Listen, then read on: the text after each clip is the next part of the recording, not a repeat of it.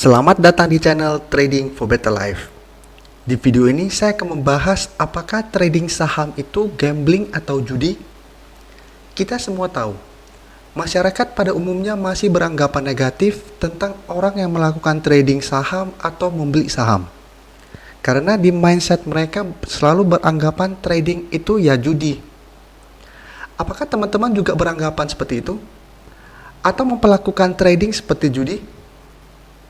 Semoga video yang akan saya bagikan ini bisa bermanfaat dan menambah pengetahuan teman-teman. Bagi teman-teman yang belum subscribe channel ini, bisa tekan tombol subscribe dan nyalakan loncengnya agar tidak ketinggalan informasi dan analisa saham yang bisa membantu teman-teman mendapatkan profit yang konsisten di bursa saham.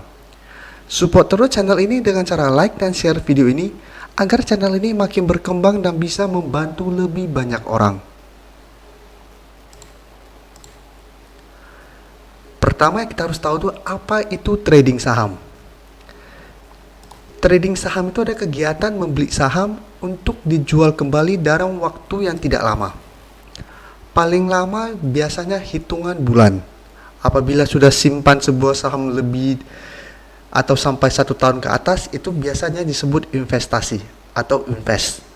Jadi biasanya trading saham itu menurut saya paling lama 6 bulan. Nah, sekarang kita bahas dulu apa persamaan dari trading dan gambling atau judi.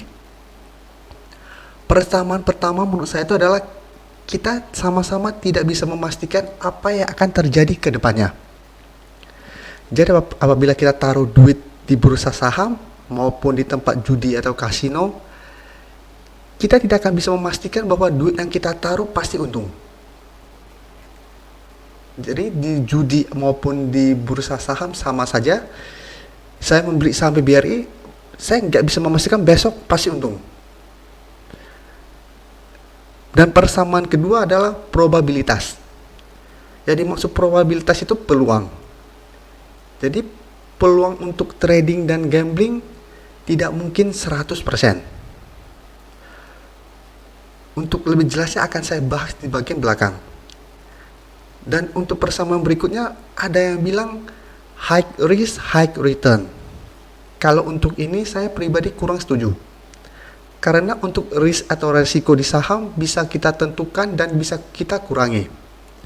Sedangkan untuk judi resikonya memang high risk, high return. Karena memang kita tidak bisa menentukan. Kita taruh duit pada kasino seperti jackpot, roulette maupun dadu maupun kartu, kita cuma taruh duit dan kita berharap kita menang tanpa kita bisa menentukan resikonya atau mengurangi resiko dari duit yang kita taruh.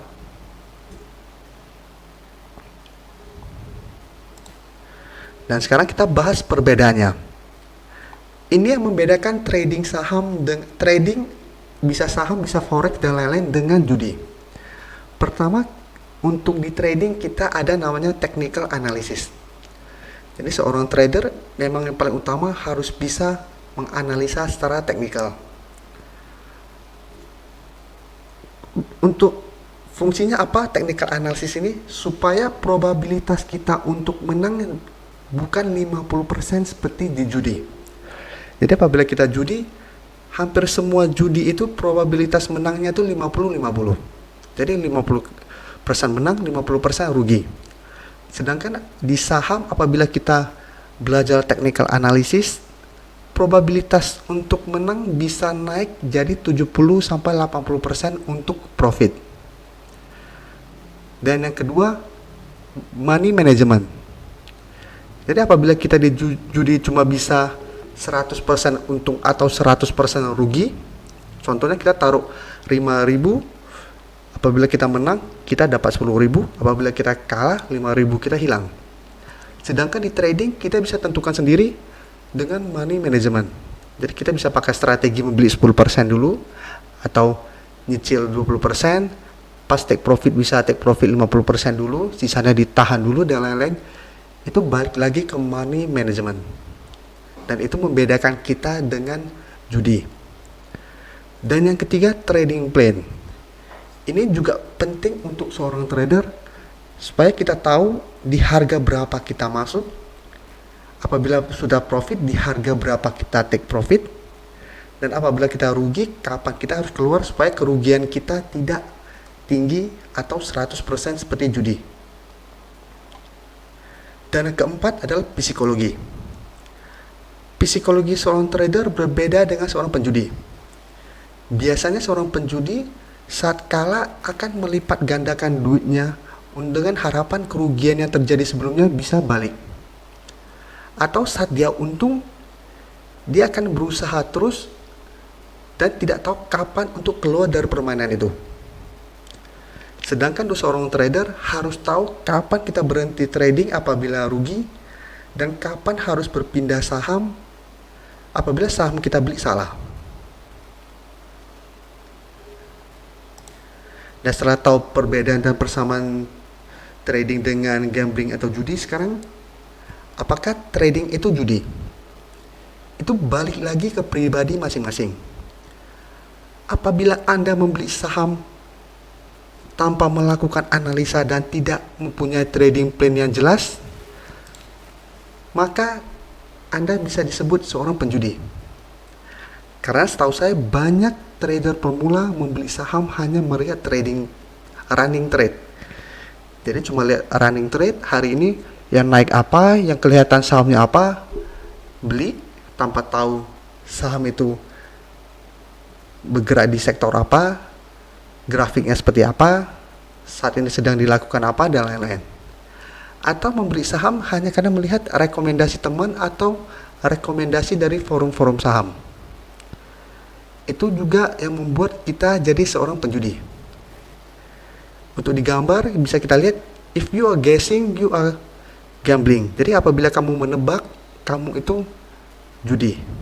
Jadi apabila kita membeli sebuah saham, kita tidak memakai tebak-tebakan. Kita membeli sebuah saham ada alasannya.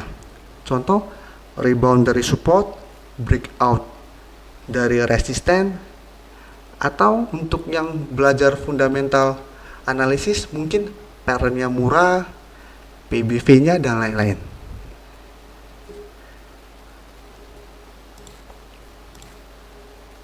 Trading as a business. Ini yang saya mau teman-teman lakukan. Apabila teman-teman ingin membeli sebuah saham, anggaplah saham kita beli itu sebagai sebuah bisnis. Contohnya, apabila teman-teman mau memulai sebuah usaha atau bisnis, sebelum memulai kita harus tahu dulu apa bisnis yang mau kita lakukan. Contohnya mau bisnis kuliner kah, pakaian, sepatu, dan sebagainya. Kita ambil contoh akan bisnis pakaian. Setelah kita tahu kita mau bisnis pakaian, kita cari tahu dulu merek pakaian apa yang terkenal dan banyak dicari orang-orang. Setelah kita tahu, kita cari tahu di mana kita bisa mendapat supplier dengan harga murah. Setelah kita membeli stok barangnya, kita hitung berapa harga yang kita jual. Setelah itu kita hitung biaya operasional per bulan, berapa gaji karyawan, dan biaya-biaya tidak terduga lainnya. Dan sekarang kita balik ke saham. Apabila kita mau membeli sebuah saham, kita juga harus cari tahu dulu saham apa atau di sektor apa kita membeli saham kita mau. Kita ambil contoh sektor perbankan. Setelah kita cari tahu, sektor perbankan saat ini sedang naik. Sektor perbankan juga banyak sahamnya. Ada saham BBRI, saham BCA, BBTN, BJTM, BJBR, dan sebagainya. Dan kita harus cari tahu dari semua saham perbankan yang ada, mana yang paling baik dan diminati orang. Setelah kita menentukan saham-saham yang mau kita beli, kita harus pelajari dulu di mana harga supportnya, supaya kita bisa membeli di harga lebih murah. Jadi sama seperti bisnis, kita tidak mungkin mau membeli baju di harga 20.000 padahal ada yang menjual di harga 15.000. Apabila kita membeli harga 20.000, kita menjual di harga 25.000, memang untung. Tapi apabila kita bisa mendapat di harga 15.000, maka keuntungan kita jual di harga 25.000 akan lebih besar. Nah, setelah kita tahu di mana harga supportnya dan kita tunggu di harga support, saat kita beli kita sudah harus tahu di harga berapa kita akan jual. Dan apabila ternyata kita membeli sebuah saham dan probabilitas kita hitung salah dan mulai turun, di harga berapa kita harus cut loss. Selain itu kita juga harus hitung biaya seperti bisnis. Di bisnis kita ada biaya karyawan, biaya operasional bangunan, dan lain-lain. Sedangkan di saham kita ada biaya broker, kita ada biaya pajak, biaya jual beli. Itu juga kita harus hitung. Karena bisa saja kita jual untung 1 tik, bukannya untung malah merugi. Jadi kita harus hitung, kita harus jual berapa tik baru bisa untung dengan hasil yang kita mau. Itu juga harus kita pertimbangkan. Jadi apabila teman-teman menerapkan hal tersebut di atas, saya yakin pasti lebih banyak trader yang berhasil di dunia saham. Karena tidak terjebak pada saham-saham gorengan maupun yang mempunyai saham yang nyangkut lama. Dan semoga pembahasan di video ini yang singkat bisa menambah pengetahuan teman-teman di dunia saham. Be a trader, not a gambler.